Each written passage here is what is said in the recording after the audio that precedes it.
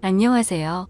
저는 힘든 시간을 보내면서 혼자 견디기 버거워서 따뜻한 위로와 응원이 너무 절실해서 이렇게 용기를 냈습니다. 다들 슬프고 힘든 일을 겪으면서 보내시는 분들도 많으시겠지만 저 또한 약한 사람이라 주변의 관심과 응원이 필요합니다.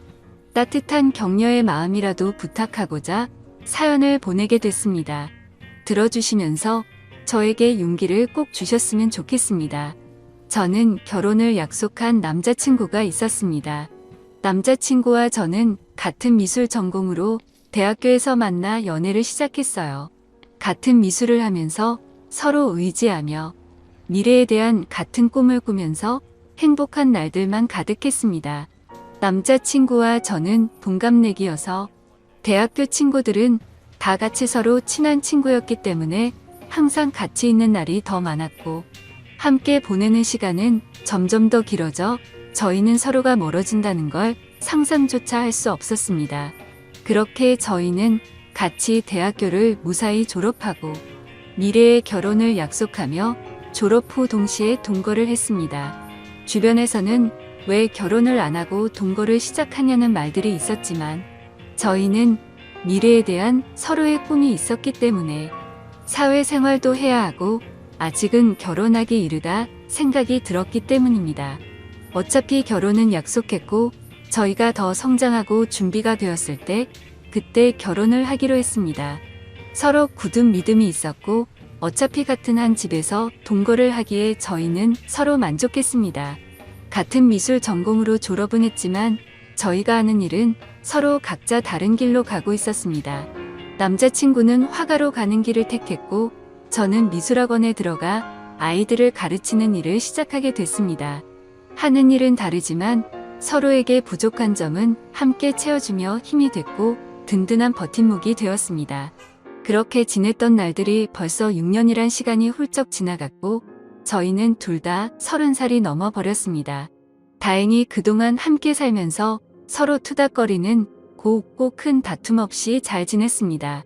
30이 넘자 주변에서는 또 이제는 결혼해 하지 않겠냐는 말들이 나오기 시작했어요. 저도 사실 이제는 슬슬 오늘 생각해야 한다고 느끼고 있었거든요. 저는 아이도 낳아야 하고 더 나이 먹기 전에 이제 결혼식을 올려도 된다고 생각했어요. 그래서 퇴근 후 남자친구와 저녁을 먹으며 얘기를 꺼내봤습니다. 자기 우리 벌써 같이 산 지도 6년이나 지났다. 시간 엄청 빠르지. 그런데 남자친구는 그러네 벌써 그렇게 됐네. 시간 정말 빠르네 하더군요. 그래서 직접적으로 얘기를 꺼내야겠다 싶었죠. 우리 나이도 벌써 30도 넘었고 슬슬 결혼 준비도 해야 하지 않을까? 남자친구는 제 말을 듣고 시큰둥한 표정을 지으며 일단 밥이나 먹자고 말을 돌리는 듯한 느낌이었습니다. 오늘 그림이 잘 그려지지 않아 예민한 상태인 건지 컨디션이 별로 좋아 보이지 않았습니다.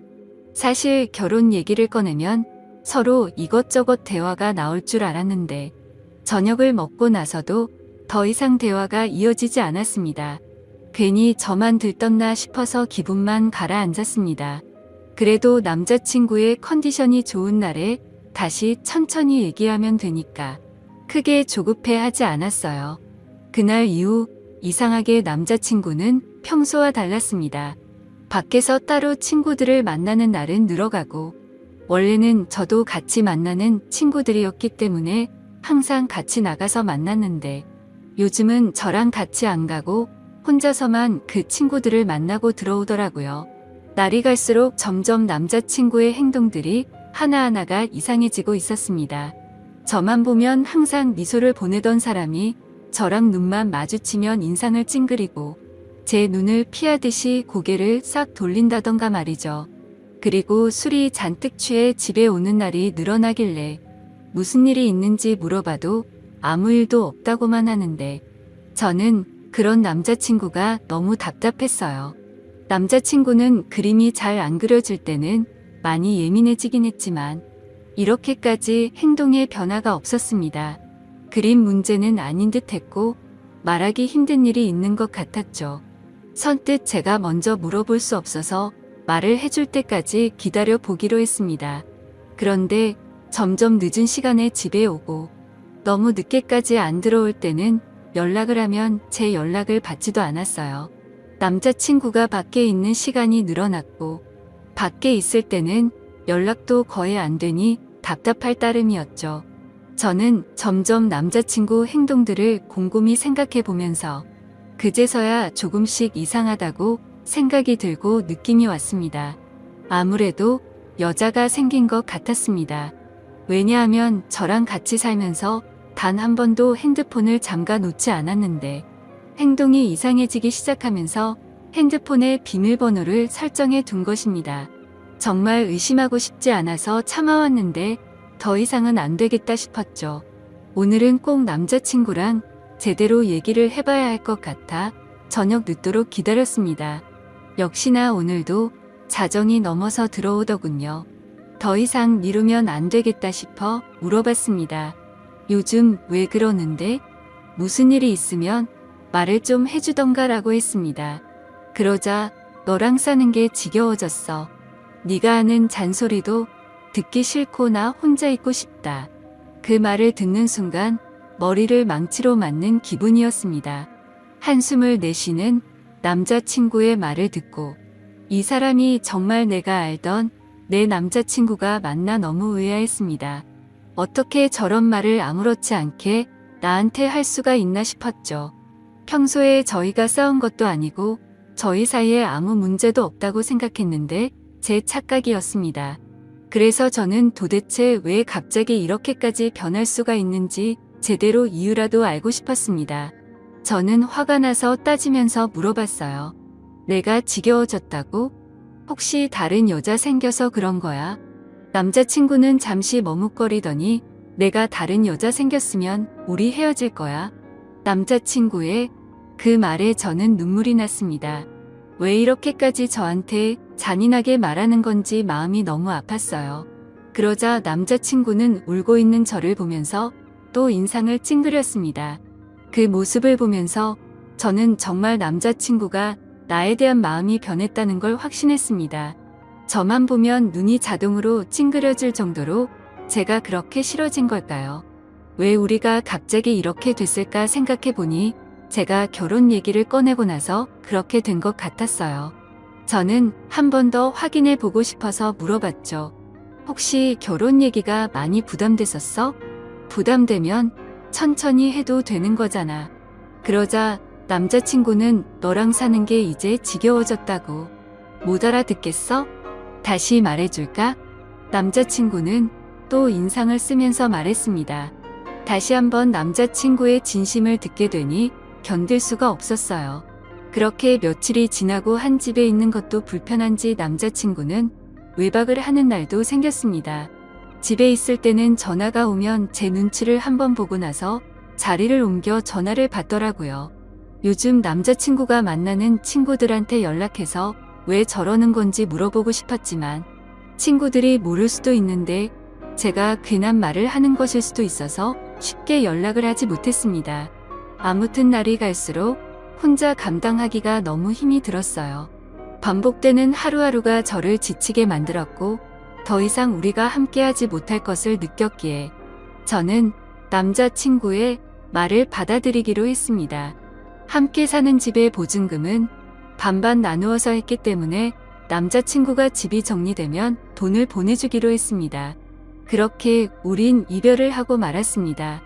결혼을 약속하며 긴 시간을 함께 살았기 때문에 우리가 영원할 거라고 생각했는데 모두 저만의 착각이었던 거죠. 이렇게 쉽게 깨질 인연이었는지도 모르고 행복한 미래만 꿈꾸던 저는 마음이 모두 무너져 내렸습니다. 아무것도 손에 잡히지 않아 저는 하던 일도 그만두고 본가로 들어갔습니다. 그리고 얼마 후 보증금의 절반이 제 통장으로 들어왔고 집 정리가 다 끝난 거구나 생각을 했죠. 남자친구와의 긴 추억이 모두 끝나버린 기분이 들었습니다. 몇 날 며칠을 얼마나 울면서 지냈는지 모릅니다. 함께 6년이란 시간 동안 울고 웃으며 부부처럼 살았는데 한순간에 이렇게 끝낼 거라고는 상상조차 하지 못했으니깐요. 그냥 혼인신고만 안 했지 이런 게 이혼이구나 싶었습니다. 남자친구는 아무래도 저랑 살면서 법적으로 결혼까지는 생각하지를 않았구나란 생각이 들었죠. 그래도 남자친구의 마음을 이해는 갔습니다. 살면서 누구나 변할 수는 있다고 생각했으니까요. 그렇게 제 스스로를 위로도 해보고 또 울고 그리워하고 한동안은 그렇게 아무것도 하지 못하면서 반복되는 날들을 보냈습니다. 부모님도 그런 저를 너무 걱정하시고 저도 더 이상 이렇게 지내면 안 될 것 같았죠. 그래서 마음을 다잡고 다른 사람들도 만나며 천천히 앞으로 나아가고 있었습니다. 그렇게 몇 개월이 지나고 시간이 참 빨리 흐르는 듯한 느낌이었습니다. 대학교 친구들은 저랑 남자친구 모두 같은 친구들이었기 때문에 그동안 연락을 못하고 지냈지만 저는 이제 신경 쓰지 않으려고 노력하며 다시 친구들에게 연락을 했습니다. 저희가 헤어진 것을 알기 때문에 아마 친구들도 서로의 친구다 보니 먼저 저에게 연락하기 힘들다는 것을 알기 때문에 기다려준 친구들에게 너무 미안하고 고마웠습니다. 역시 친구들은 예전처럼 저를 반갑게 맞이해 주었습니다. 그러다 한 친구가 헤어진 남자친구의 소식을 알고 있냐면서 요즘 작품 개인전을 열고 있다면서 잘 지내는 것 같다면서 얘기를 해주더라고요. 사실 많이 궁금해하며 지냈습니다. 그림은 계속 그리는지 나 말고 딴 여자를 만나서 결혼을 했는지 말이죠. 믿고 원망하면서도 항상 궁금했으니까요. 아무튼 그래서 개인전을 하고 있다는 말을 듣고 고민이 많았습니다. 어떤 그림을 그렸을지 단순한 궁금증인지 내가 아직 미련을 못 버리고 그를 그리워하는 건지 제 마음을 확인해 보고 싶었습니다. 그래서 저는 친구와 함께 그의 개인전을 찾아갔습니다. 도착해서 들어가는 계단에 올라갔다 내려갔다 몇 번을 반복하고 숨을 들여 마셨다 내뱉었다를 몇 번을 반복했는지 모릅니다. 친구는 그런 저를 보고는 못 들어가겠으면 들어가지 말자고 했지만 저는 이왕 여기까지 온 거 그림이라도 보고 가자고 다시 한번 마음을 다잡고 용기를 내서 들어갔습니다.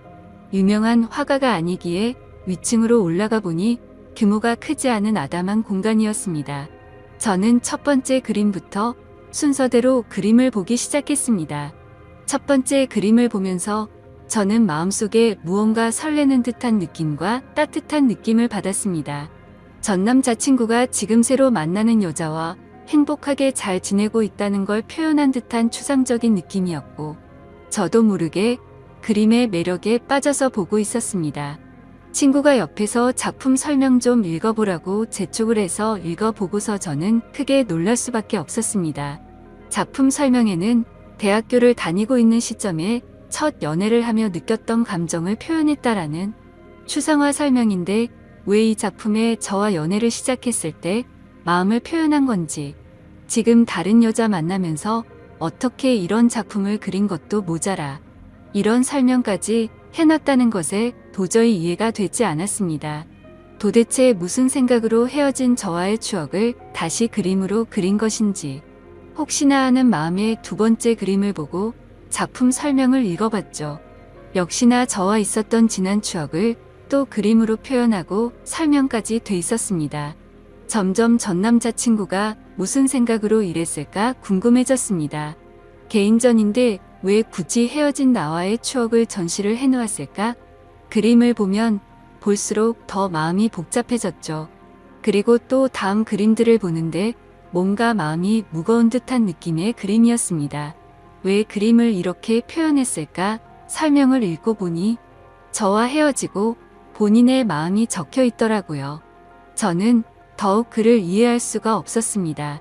왜냐하면 분명히 본인이 헤어지자고 요구를 했고 제가 질린다면서 저랑은 더 이상 같이 살기 싫다고 저를 억지로 밀어낸 것도 그였기 때문에 정말 모순이라고밖에 느낄 수 없었습니다. 대체 그는 무슨 생각인 걸까? 왜 이런 그림을 그리고 왜 나와의 일을 표현했고 설명까지 내가 그림들을 봐주기를 원했던 건지 이걸 보고 나보고 대체 무슨 생각을 하라는 건지 머릿속이 점점 복잡해져만 갔습니다. 계속 작품들을 보면서 마음이 아팠고 그러다 마지막 그림을 보는데 뭔가 잘못된 느낌이었습니다.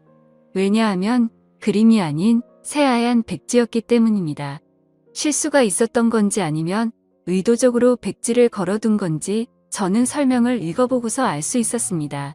말없이 눈물이 흐르다가 어느새 저는 점점 소리를 내서 울 수밖에 없었습니다. 설명을 읽어보니 그는 점점 시간이 흐르면서 시력을 잃어갔고 실명이 된 것이었습니다. 그는 실명이 되기 전에 저의 추억을 그림으로 남기기 위해서 시력을 잃어가면서도 밤새도록 그림을 그렸던 것이었죠. 저는 한없이 울면서 그를 당장 만나고 싶었습니다. 그래서 무작정 그에게 전화를 걸어봤지만 없는 번호라는 음성이 흘러나왔죠. 저는 지금 만나지 못하면 영영 그를 못 볼 것 같은 기분에 친구에게 그를 찾아달라고 지금 만나지 않으면 정말 미쳐버릴 것만 같다고 붙잡고 마구 울었습니다. 대학교 때부터 다 같은 친구였기 때문에 옆에 있는 친구는 연락이 되는 모든 친구들에게 그의 전화번호를 물어봤습니다. 그중 그와 연락이 되는 친구는 단 한 명이었습니다. 그래서 그 친구는 우리가 개인전에 와 있다는 얘기를 듣고서 잠시 머뭇거리다 번호를 어렵게 불러주기 시작했습니다. 저는 친구에게 내 얘기 하지 말고 나 대신 통화를 해서 만날 약속을 잡고 알려달라고 얘기했습니다. 그렇게 친구는 그와 약속 장소를 정하고 제가 그곳으로 갔습니다. 근데 장소는 그와 제가 살았던 그 집 근처 동네 카페였습니다. 왜 굳이 이쪽 동네에서 약속 장소를 정했는지 이상했습니다. 일단 그가 있는 카페로 들어갔고 구석자리에 많이 수척해진 그가 보이더군요. 천천히 걸어가서 그가 있는 구석자리 앞으로 갔지만 그는 정말 저를 보지 못했고 저는 일부러 조금 더 기척을 내기 위해서 의자 소리가 나게끔 들어서 앉았습니다. 그러자 그는 제가 아닌 약속을 잡은 제 친구인 줄 알고 인사를 건네기 시작했어요. 그가 말을 하는데 저는 계속 눈물이 나와 마음이 너무 아팠습니다. 이제 내가 앞에 있어도 전혀 알아보지 못한다는 것이 너무 슬펐습니다. 저는 그에게 친구가 아닌 저라고 사실대로 밝혔고 그는 너무 놀라 갑자기 일어나서 나가려고 하는데 제가 붙잡아서 다시 의자에 앉았습니다. 그는 생각지도 못했다는 듯 당황을 했고 저도 마음을 추스리고 천천히 말을 이어갔습니다. 저는 그의 개인전에 다녀온 것을 말했고 그는 참고 참다가 눈물이 한 방울 흘러내리더군요. 저는 아직 그의 마음을 알 수 없었기 때문에 제가 궁금했던 걸 단도직입적으로 물어봤습니다. 어쩌다 멀쩡했던 눈이 왜 갑자기 실명이 됐고 나 싫다고 다른 여자한테 가서 잘 만나고 있을 텐데 왜 헤어진 나와의 추억을 그림까지 그리고 개인전까지 열어서 그림을 전시했는지 이해할 수 없으니 설명해 달라고 말했습니다. 그는 잠시 주춤거리며 입을 떼기 시작했습니다. 그는 제가 궁금했던 것들을 하나씩 설명하는데 찬찬히 들으면 들을수록 가슴이 미어지며 그가 원망스러웠습니다. 그가 말한 것들은 사실은 저와 살면서 눈에 이물감이 들고 눈이 뿌옇게 보일 때가 있어 안과를 가게 됐는데 시력이 점점 나빠지고 있어서 정밀 검사를 해봤답니다. 검사 결과 눈이 점점 실명이 되고 있었다고 말을 들었다고 하네요. 수술조차 할 수 없을 정도로 진행이 빠르게 되고 있던 시점에 제가 결혼 얘기를 꺼내었고 그때부터 그는 자기는 곧 실명이 될 텐데 저랑 결혼까지 하면 제가 그의 옆에서 얼마나 고생을 할지 뻔히 보여서 결혼 얘기에 그렇게 반응을 한 것이라고 말해주더군요. 그리고 저를 볼 때마다 눈을 찡그렸던 건 제가 싫어서 그런 게 아니었고 앞이 잘 보이지 않아 저를 조금이라도 더 자세히 보려고 눈을 찡그리면서까지 제 얼굴을 봤던 것이었죠. 그리고 그는 저 말고는 다른 여자는 생각도 해본 적이 없기 때문에 당연히 다른 여자를 만난 적은 없었다고 하네요. 제 남은 인생을 불행하게 만들지 않겠다는 그의 생각으로 인해 거짓말로 제가 질렸다고 했고 싫어졌다면서 다른 여자가 생긴 듯한 뉘앙스를 풍기면서 제가 의심하기를 원했다고 합니다. 그래서 제가 먼저 떠나기를 바랬던 건데 하나하나 그의 얘기를 들으면서 그때 생각을 해보니 정말 저는 그에게 너무 무관심했구나 느꼈죠. 정작 옆에 같이 사는 나는 왜 그가 눈이 잘 안 보이는 것조차 눈치채지 못했을까? 제 자신이 너무 원망스러웠습니다. 제가 진작 눈치라도 챘다면 이렇게 허망하게 그와 헤어질 일도 없었을 텐데 싶었죠. 오히려 그가 힘든 것을 혼자 감당하고 있을 때 제가 조금이라도 기댈 수 있게 힘을 줬다면 그가 거짓말까지 하면서 저와 헤어지려 했을까라는 생각이 들었습니다. 그의 마음을 헤아려 보니 그가 혼자 얼마나 힘들었을까라는 생각에 가슴이 너무 아팠습니다. 그는 설명하는 내내 눈물이 마르지 않았고 저도 중간중간에 말하고 싶은 걸 최대한 참고 눈물을 흘리며 듣고 있을 수밖에 없었습니다.